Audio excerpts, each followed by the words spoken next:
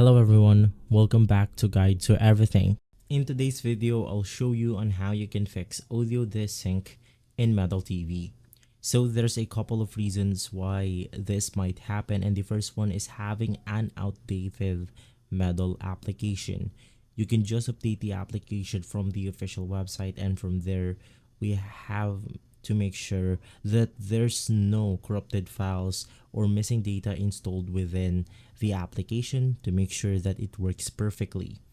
Now, the second way or the second thing why this is happening is because your computer cannot process properly the recording and the audio synchronization. So what you want to try is to simply lower down the quality of your videos. If you have a lower specification PC, this problem might be common for you where your audio is not sync.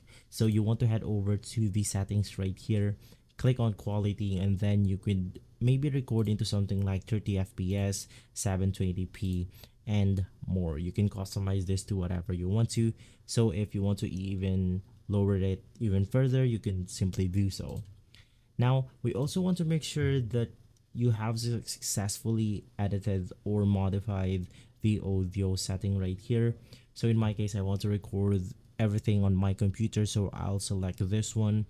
And then you have the ability to separate game tracks and voice tracks, save your microphone and headphone speakers separately in your video.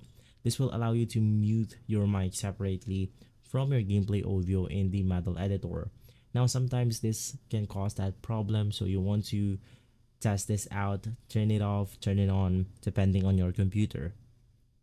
In here, you also want to make sure that your output is being detected properly. In here, my main output is going to be my main speaker, so I'll just select it. Now, you could also do automatic, but sometimes it might have some problems, so it will be better if you selected your main audio output. In here, you have the output volume, and just below that you then have your microphone.